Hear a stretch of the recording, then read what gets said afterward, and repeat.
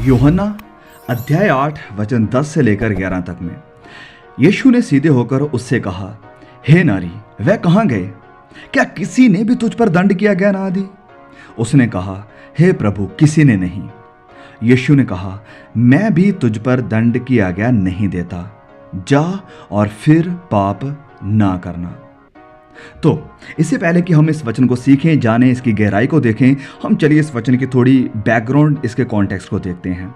तो आप में से बहुत से लोगों को ये कहानी ऑलरेडी मालूम होगी कि यहाँ पर एक औरत है जो कि गुनाह में पकड़ी गई है और गुनाह करते हुए इसे पकड़ा गया है। और इस औरत को अब सदूकी फरीसीस, जो कि स्पिरिचुअल लीडर हैं यहूदियों के उस वक्त के, तो वह लोग इस औरत को पकड़ते हैं और इसे पकड़कर वह प्रभु यीशु मसीह के सामने लेकर आते हैं। अब जिस गुनाह में ये पकड़ी गई है उस गुनाह की सजाए मौत है, क्योंकि व्यवस्था में ये लिखा गया है। अब ये अच्छी तरह से जानते हैं कि उसकी सज़ा क्या है, लेकिन फिर भी ये प्रभु यीशु के सामने इसे लेकर आए हैं कि ओके, प्रभु यीशु भी काफ़ी प्रोमिनेंट फिगर हैं, वो भी सिखा रहे हैं, तो हम उनसे जानते हैं कि वो इस औरत के प्रति क्या जजमेंट देते हैं। तो वह लोग उस औरत पर दोष लगा रहे थे, यस, लेकिन इन रियलिटी वह प्रभु यीशु को दोषी साबित करना चाहते थे कि वह मूसा की व्यवस्था यानी लॉ के अगेंस्ट कुछ बोले और हम इसके ऊपर भी दोष लगाने वाले बन सकें। तो उनके सारे सवालों को सुनकर प्रभु यीशु नीचे झुके और कुछ लिखना शुरू कर दिया। ऑफिशियली कहें तो प्रभु यीशु उन्हें इग्नोर कर रहे थे या उन्हें सिंबॉलिकली कुछ कह रहे थे, कहने की कोशिश कर रहे थे। लेकिन जब वह लगातार बार बार उसे पूछते रहे तो फाइनली प्रभु यीशु खड़े हुए और उनसे कहा कि अगर आप में से कोई ऐसा इंसान है जिसने कभी अपनी ज़िंदगी में कोई गलत काम ना किया हो, गुनाह ना किया हो, वह सबसे पहले पत्थर उठाए और इस औरत को मारे।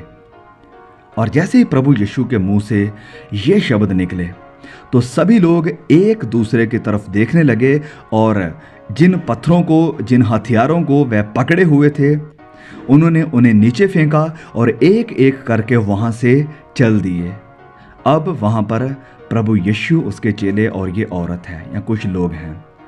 तो प्रभु यीशु मसीह इस औरत की तरफ बढ़ते हैं और इसे सवाल करते हैं कि जो लोग तेरे ऊपर दोष लगा रहे थे, तुझे दोषी ठहरा रहे थे, कहाँ गए वह सब लोग? तेरे ऊपर क्या किसी ने भी दोष नहीं लगाया? किसी ने भी तुझे नहीं मारा?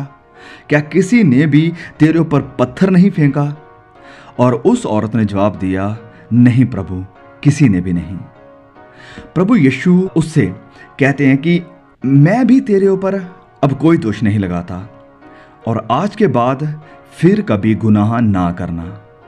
आज के बाद फिर कभी गुनाह ना करना। इस घटना के बाद वहां पर इकट्ठे हुए लोगों को प्रभु यीशु ने कहा कि जगत की ज्योति मैं हूं, जो मेरे पीछे होलेगा वह अंधकार में ना चलेगा परंतु जीवन की ज्योति को पाएगा। यूहन्ना 8:12। तो यही संत यूहन्ना, इस गॉस्पेल को लिखने वाले, अपने पहले खत में यानी 1 जॉन चैप्टर 2 वर्स 1 में, पहला यूहन्ना अध्याय 2 वचन 1 में लिखते हैं कि हे प्रिय बालकों, मैं ये बातें तुम्हें इसलिए लिखता हूं कि तुम पाप ना करो। मैं ये बातें इसलिए लिखता हूं कि तुम पाप ना करो। अब इससे पहले कि हम किसी एप्लीकेशन को इन वचनों से निकालें, सबसे पहले हमें ये देखने की ज़रूरत है, और ये बिल्कुल क्लियर बात है जब संत यूहन्ना इस लेटर को लिख रहे हैं, तो इस लेटर को लिखने का पर्पस यानी मकसद वह क्लियर कर रहे हैं कि मैं ये बातें इसलिए लिख रहा हूं कि मुझे पढ़ने वाले, मुझे सुनने वाले लोग पाप ना करें, गुनाह ना करें। यही मेरा मकसद है इन सारी बातों को लिखने का। संत यूहन्ना जब इस बात को क्लियर कर देते हैं पहले ही वचन में, तो फिर आगे वह इस बात को भी क्लियर करते हैं कि ये सब कैसे मुमकिन है और हम क्या करेंगे या हमें क्या करना चाहिए ताकि हम पाप ना करें। तो सच में ये पढ़ने के योग्य होगा कि संत यूहन्ना का आगे क्या कहना है कि तुम पाप ना करो। आगे हम पढ़ते हैं, लिखा है, हे मेरे प्रियो, मैं तुम्हें ये बातें इसलिए लिखता हूं कि तुम पाप ना करो। आगे, और यदि कोई पाप करे तो पिता के पास हमारा एक सहायक है, अर्थात धर्मी यीशु मसीह। व्हाट? क्या संत पौलुस क्या कह रहे हैं? मैं ये एक्सपेक्ट नहीं कर रहा था कि संत यूहन्ना ये लिखेंगे। मुझे तो लगा था कि ये बात लिखने के बाद कि तुम पाप ना करो, तुम ये लिखोगे कि पाप करने के नतीजे क्या होंगे या पाप ना करने के फायदे क्या होंगे, लेकिन ऐसा तो कुछ भी नहीं लिखा। संत यूहन्ना तो बिल्कुल अनएक्सपेक्टेड बात कह रहे हैं कि हमारे पास एक सहायक है अर्थात मसीह यीशु, और फिर ये आगे लिखते हैं वचन 2 में, और वही हमारे पापों का प्रायश्चित है, और केवल हमारे ही नहीं वरन सारे जगत के पापों का भी। ऐसा क्यों लिखा जॉन ने? वह ये सब लिखते हुए हमें क्या सिखाना चाह रहे हैं? चलिए समझते हैं इस बात को। अब ये चीज है जो हमें पाप करने से रोकती है। इस बात को जान लेना कि प्रभु यीशु हमारे सहायक हैं और वही हमारे पापों का प्रायश्चित हैं। प्रायश्चित मतलब अटोनमेंट, कफारा, और ये बहुत ही डीप थियोलॉजिकल वर्ड है जिसका मतलब है कि जो मेरा था वह उसने ले लिया और जो उसका था वह उसने मुझे दे दिया। सिंपल। हम तो सब गुनहगार थे। वचन इस बात की गवाही देता है कि सबने पाप किया, कोई भी धर्मी नहीं है, एक भी नहीं। अब क्योंकि कोई भी इस दुनिया में इस लायक नहीं था कि हमारे गुनाहों को उठा सकता, तो खुदा ने खुद इंसान का रूप धारण किया और प्रभु यीशु के मसीह के रूप में इस दुनिया में आए। जैसे कि पुराने नियम में एक मेमने के ऊपर हाथ रखकर सिंबॉलिकली सारे गुनाहों को उसके ऊपर लाद दिया जाता था, ट्रांसफर कर दिया जाता था, ताकि वह लोगों के पापों को उठा ले। इसी तरह से वह सिंबोलिज्म फाइनली नए नियम में आकर प्रभु यीशु में पूरा होता है।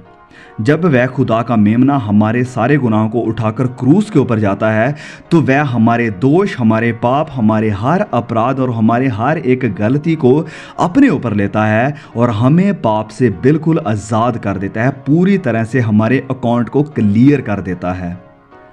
और वह बनता है हमारा प्रायश्चित, हमारा कफारा, यानी हमारी जगह मरने वाला और हमें अपनी ज़िंदगी देने वाला। अब ये है गुड न्यूज़, एक अच्छी खबर जो कि संत यूहन्ना इस चैप्टर में अपने पढ़ने वालों के लिए क्लियर कर रहे हैं। और जब आप इस बात को समझ लेते हैं कि आपका प्रायश्चित कौन बना है, आपका कफारा कौन बना है, आपकी कीमत किसने चुकाई है और कैसे चुकाई है, आपसे इतनी मोहब्बत किसने की है, कौन है जो आपको अंधकार से उठाकर रोशनी में लेकर आया है, कौन है जिसने आपको शैतान की गुलामी से बाहर निकाला है और परमेश्वर के बेटे और बेटियां बनाया है। तब आप इस बात को भी समझ लेंगे कि आपके पाप कितने भद्दे हैं और कितनी बड़ी इनकी कीमत चुकाई गई है। तब आप गुनाह भरी जिंदगी से, गुनाह के हर एक रास्ते से दूर भागना शुरू कर देते हैं। तब आप उस गुनाह से नफरत करना शुरू कर देते हैं जिसने आपके मसीहा को सूली पर चढ़ाया, जिसने आपके मसीहा को लानती बनाया, जिसने आपके मसीहा को उससे अलग कर दिया, जिससे कभी भी उसने दूरी को नहीं सहा था, जो हमेशा एक रहे हैं, उसका पिता। उससे अपने अपने इकलौते बेटे को छोड़ दिया उसने। यस, पिता ने छोड़ दिया और प्रभु ने इस दूरी के, इस जुदाई के प्याले को पिया जिसे वह पीना नहीं चाहते थे। लेकिन आपको गुनाह से बचाने के लिए, आपको गुनाह की ज़िंदगी से छुटकारा देने के लिए, आपको गुनाह की गुलामी से आज़ाद करने के लिए प्रभु यीशु ने ये सब सहा और रोते हुए प्रभु से कहते हैं कि हे खुदा, तूने मुझे क्यों छोड़ दिया। This is what leads us away from sin and helps us hate it at the fullest. मेरे प्रिय बालकों, मैं ये बातें तुम्हें इसलिए लिखता हूँ कि तुम पाप ना करो, और यदि कोई पाप करे तो पिता के पास हमारा एक सहायक है अर्थात धर्मी यीशु मसीह, और वही हमारे पापों का प्रायश्चित है, और केवल हमारे ही नहीं वरन सारे जगत के पापों का भी। My little children, these things I write unto you that you sin not. And if any man sin, we have an advocate with the Father, Jesus Christ the righteous. Hindi में लिखा है हमारा एक सहायक है, इंग्लिश में लिखा है एडवोकेट। एडवोकेट जो हमारा केस लड़ते हैं। तो अब जबकि आप इस बात के ऊपर पूरा विश्वास कर लेते हैं और समझ लेते हैं कि कौन है जिसने आपके गुनाह की कीमत चुकाई है और फिर कैसे चुकाई है अपना लहू देकर, तो शैतान का कोई भी दोष आपके ऊपर काम नहीं कर सकता, क्योंकि आप जानते हैं कि आपके ऊपर कोई भी कैसे भी एलिगेशंस अब क्यों नहीं लगा सकता है।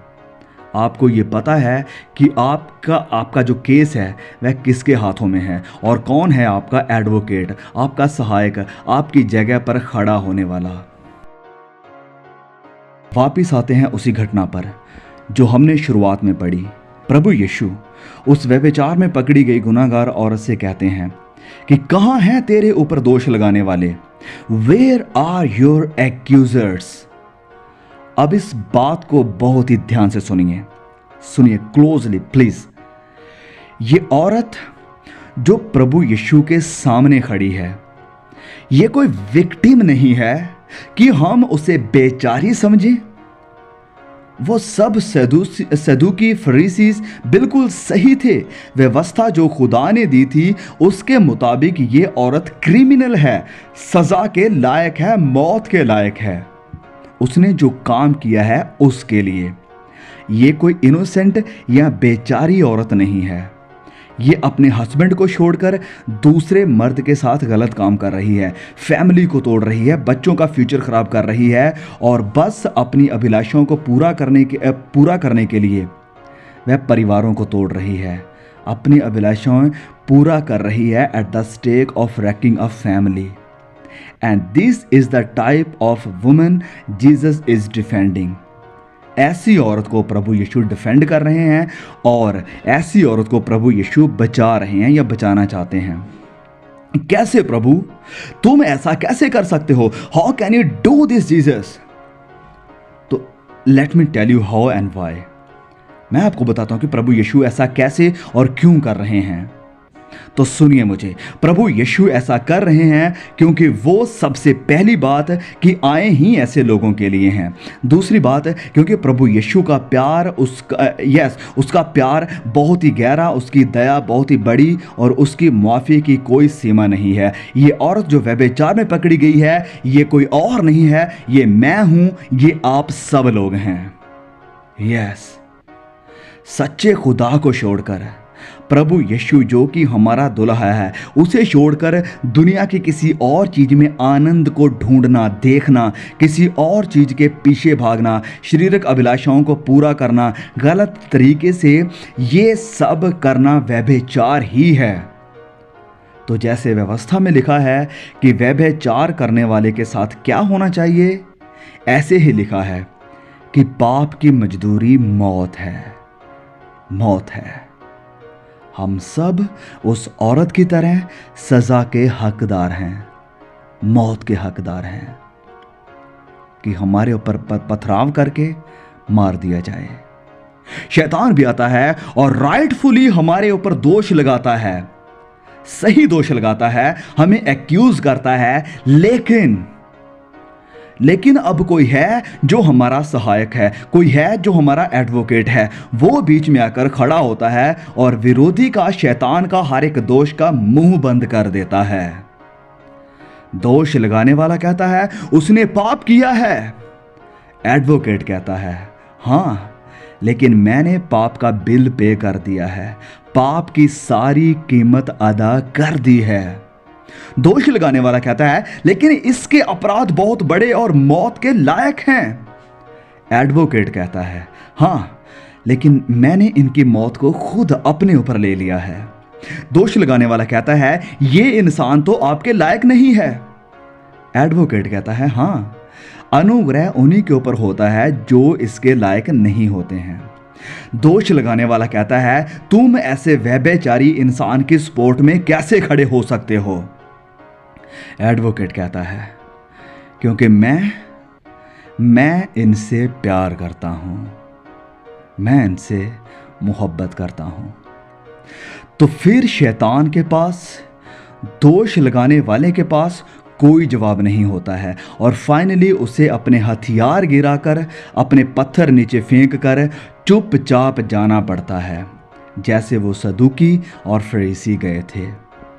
यस, आप माफ़ कर दिए गए हैं, आपके गुनाह को मिटा दिया गया है। अब आपका सहायक एडवोकेट खुदावंद यीशु मसीह ही है।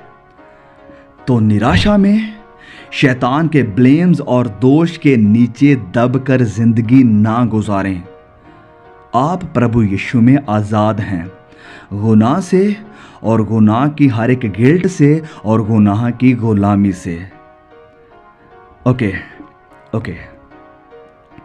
अब ये फाइनल पार्ट है, इसे बहुत ही ध्यान से सुनिए। उसी वचन को हम दोबारा पढ़ेंगे, यूहन्ना 8:10-11। प्रभु यीशु ने खड़े होकर उससे कहा, हे नारी, वह कहाँ गए? क्या किसी ने तुझ पर दंड की आज्ञा ना दी? उसने कहा, हे प्रभु, किसी ने नहीं। यीशु ने कहा, मैं भी तुझ पर दंड की आज्ञा नहीं देता। अब जितने खुदावंद यीशु मसीह में हैं, उन पर दंड की आज्ञा नहीं है। वचन इस बात को क्लियर करता है। फिर प्रभु यीशु कहते हैं, और फिर पाप ना करना, फिर पाप ना करना, पाप ना करना, ये भी प्रभु यीशु मसीह की आज्ञा है। जिस पाप की माफ़ी खुदा ने आपको दी है, जिस गुनाह से प्रभु यीशु ने आपको आज़ाद किया है, प्रभु यीशु कहते हैं कि फिर ये पाप ना करना।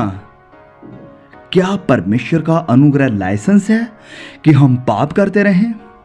संत पौल कहते हैं नहीं, वरन ये ताकत है कि हम पाप के ऊपर जीत पा सकें, पाप के ऊपर जीत पा सकें। एक क्रिमिनल जो कि कई सालों से कैद में है, गुलामी में है, जेल में है, जो कि मौत के हकदार है, जिसे कि ये हुक्म सुनाया जाने वाला है कि उसे मौत दी जा रही है, लेकिन अचानक कोई आए और इस क्रिमिनल को उस कैद से, जेल से रिहा करे और कहे कि इसकी जगह मैं लूँगा, मैं इसकी जगह मरूंगा, मैंने इसके सारे गुनाह किए हैं, इसके गुनाह मेरे ऊपर दे दो। तो ये आज़ादी मिल जाने के बाद, मौत को आमने सामने देखने के बाद, इतने साल गुलामी में, कैद में काटने के बाद, वो कभी भी उन गुनाहों को, उन क्रिमिनल एक्ट्स को, उन अपराधों को नहीं करेगा जिन अपराधों ने या जिन क्रिमिनल एक्ट्स ने उसे जेल में, उसे मौत के हाथों में दिया था। आप उस आग के साथ कैसे खेल सकते हैं जिसने आपके मसीह यीशु को क्रूस के ऊपर चढ़ाया? आप शेर के मुंह में थे, आपको शेर के मुंह से बाहर निकाला गया, अब दोबारा आप जाकर शेरों के साथ कैसे खेल सकते हैं जो कि आपको मार देना चाहते हैं, खत्म कर देना चाहते हैं? पाप शेर से, आग से कहीं ज्यादा भयंकर है, क्योंकि ये पाप ही है जिसने लूसीफर जैसे स्वर्गदूत फरिश्ते को शैतान का रूप दे दिया था। आप समझे इस बात को? ये पाप इतना बड़ा, इतना भयंकर है कि इसने लूसीफर जैसे स्वर्गदूत को, फरिश्ते को शैतान बनाया है। आप या मैं इस अपराध के साथ नहीं खेल सकते हैं, पाप के साथ नहीं खेल सकते हैं।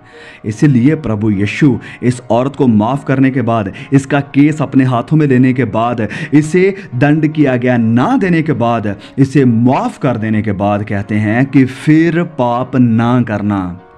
हाँ, खुदा में आप आज़ाद हैं, खुदा ने आपको माफ़ कर दिया, आपको क्षमा कर दिया, आपके ऊपर दंड किया गया बिल्कुल भी नहीं है। आप मौत से निकालकर ज़िंदगी में ला दिए गए हैं, आप अंधकार से छुड़ाकर रोशनी में ला दिए गए हैं, गुलामी से निकालकर प्रभु ने आपको आज़ादी दी है। तो अब आप फिर उस गुलामी में नहीं जा सकते हैं। प्रभु यीशु आपसे कहते हैं, ये कोई सजेशन नहीं है, ये प्रभु यीशु की आज्ञा है, कमांड है कि फिर पाप ना करना। आई होप कि आपने बहुत कुछ इस मैसेज से सीखा है। अगर सीखा है तो प्लीज़ इसे चर्च मेंबर्स के साथ, अपने भाइयों बहनों के साथ, रिश्तेदारों के साथ, मसीही लोगों के साथ शेयर जरूर कीजिए। जल्द मिलेंगे एक और नए वीडियो के साथ। तब तक के लिए खुदा मुझे, आपको, हम सबको संभाल के रखे। आमीन एंड जय मसीह की।